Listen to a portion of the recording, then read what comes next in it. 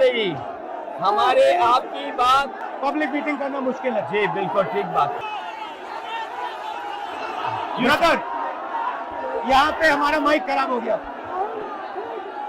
और public meeting करना मुश्किल है। जी बिल्कुल ठीक बात है। तो मैंने सोचा कि हम थोड़ा यूपी के बारे में बातचीत कर लें और आप अपना पर्सपेक्टिव हमें बताइए, हम आपको अपना पर्सपेक्टिव बताते हैं, थोड़ी डिस्कशन करते हैं। और ठीक बात है, ठीक बात है।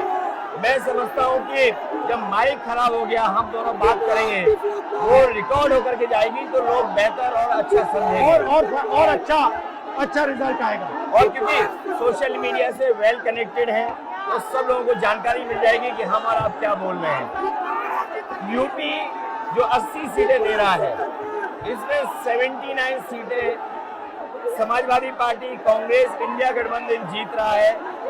एक जो क्यूटो है उसमें हम और आप लड़ाई में हैं।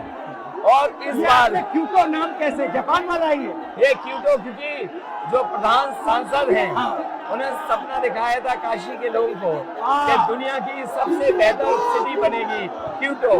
तो क्यूटो बनी नहीं बनी काशी के लोग ये तय करेंगे और फिर वोट डालेंगे। तो इस बार मन मर्जी नहीं चलनी है, मन की बात नहीं चलेगी, हमारे आपकी बात और 140 करोड़ लोगों की बात और संविधान की बात होगी। और आपने देखा, हम सब ने देखा कि यूपी को नरेंद्र मोदी जी ने बेरोजगारी का सेंटर बना दिया और इतनी बेरोजगारी की है। ये जितने बच्चे दिखाई दे रहे हैं ये दिखाओ, वो लोग हैं दिखाओ जो अग्निवीर या पेपर लीक जिसकी वजह से इन्हें नौकरी नहीं मिली है और ये सब रोजगार नौकरी चाहते हैं। बीजेपी ने जो झूठे सपने दिखाए थे इन्वेस्टमेंट मीट के, जो झूठा सपना दिखाया था डिफेंस एक्सपो का, जो सपने बेचे थे G20 में, लेकिन इन नौजवानों को न नौकरी मिली न रोजगार मिला, आज ये खाली हाथ हैं। तो इसलिए हमें और आप मिल के जो आपने कहा, जो इंडिया गठबंधन कह रहा है कि 30 लाख बच्चों को नौकरी दी जाएगी, उस दिशा में हम लोग काम करेंगे। और पहली नौकरी पक्की स्कीम जिसके माध्यम से हर ग्रेजुएट को नौकरी का अधिकार, बेहतरीन ट्रेनिंग और बैंक अकाउंट में 1 लाख रुपए साल के। आपने नोट किया कि मोदी जी खटाखट बोलने शुरू कर दिए। ये आपके खटाखट के बाद वो रटारट खटाखट कर रहे हैं। अच्छा, आप एक बात बताइए, मुझे क्यूरियोसिटी है, थोड़ा आप अपने पापा के बारे में मुझे बताइए जी। मुलायम सिंह यादव जी के बारे में बताइए। आपने उनसे क्या सीखा? नेताजी और उनके साथ के लोग बिल्कुल जमीनी राजनीति करते रहे। हालांकि नेताजी कुश्ती, पहलवान और गांव के थे। करते हो कुश्ती? नहीं, मैं कुश्ती नहीं कर पाया जीवन में, क्योंकि मैं मिलिट्री स्कूल में चला गया तो कुश्ती नहीं कर पाया। लेकिन नेताजी इसीलिए धरती पुत्र बोले गए कि वो जमीन की बात को समझते थे। धरती पर जो लोग हैं उनकी क्या भावना है उसको लेकर के वो आगे बढ़ाना चाहते थे। और आपका इस क्षेत्र से और इस शहर से आज का लगाव नहीं है, न जाने कितने सालों पुराना लगाव है। जो इमोशनल कनेक्ट आपका इस शहर और शहर से है वो शायद और किसी राजनीतिक परिवार का नहीं होगा। तो नेताजी से उनका हार्डवर्क और अपने लक्ष्य के लिए लगातार काम करते रहना, जो गैर बराबरी की लड़ाई डॉक्टर राम मनोहर लोहिया यहीं लड़े थे। हालांकि हमारी आपकी विचारधारा की यहाँ टकराव रहा, लेकिन हमारे व्यक्तिगत या जो सिद्धांत में कभी समझौता नहीं हुआ। सिद्धांत को लेकर के हमने आपके साथ खड़े हुए और कई बार खड़े हुए, और आपकी भी पार्टी सिद्धांत से बहुत करीब रही समाजवादियों के। बट मुझे लगता है कि अब एक नई तरीके की पार्टनरशिप बन रही है, क्योंकि जो इस बार हमारा कोऑपरेशन है शायद पहले ऐसा कोऑपरेशन नहीं हुआ। मतलब बिल्कुल सब जुड़ गए। सबसे अच्छा ये है कि जितना उन्होंने कहा 2 लड़कों की जोड़ी, उतना युवा आपसे, हमसे, इंडिया गठबंधन से और जुड़ गया। तो ये नेचुरल अलायंस है, और नेचुरल अलायंस इसलिए लोग महसूस कर रहे हैं कि वो चाहते हैं कि नौकरी और रोजगार मिले,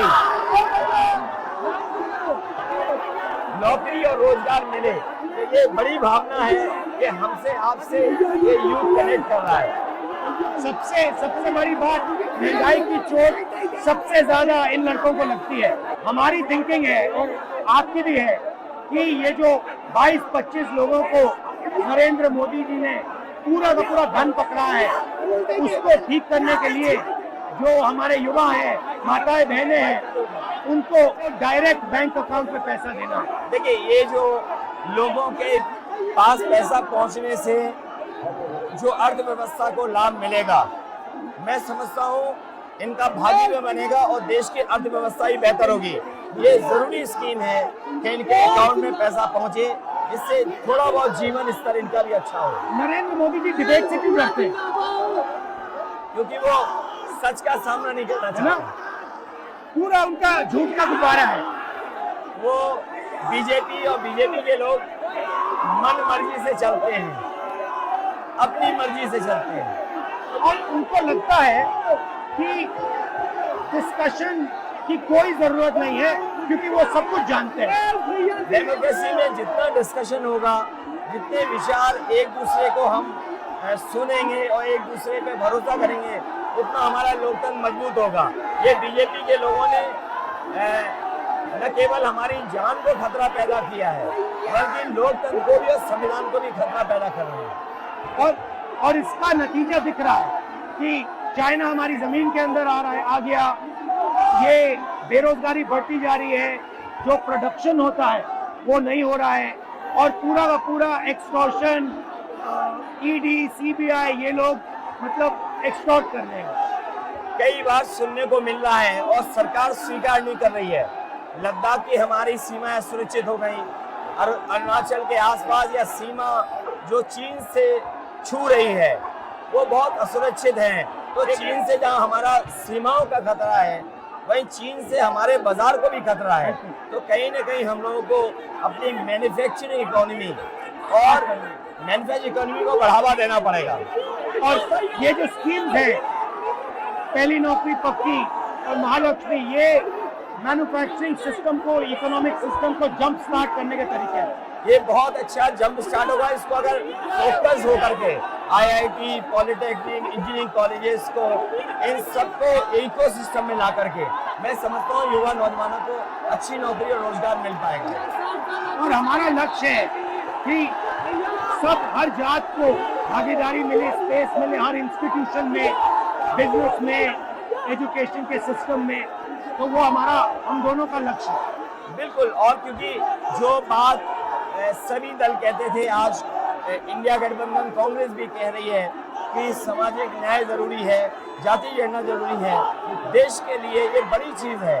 जो दुनिया में अमेरिका है, यूरोप है, अपने उन लोगों के लिए जो पीछे छूट जाते हैं, उनके लिए कुछ काम करते हैं। तो हमारा जो देश जाति के आधार पर पिछड़ा है, तो इसको आगे बढ़ाने के लिए ये बड़ी भूमिका होगी इस बार। बहुत अच्छा लगा, अच्छी बहुत मीटिंग अच्छा रहा, बहुत अच्छी मीटिंग है। मुझे लगता है कि ये यूनिक मीटिंग है क्या?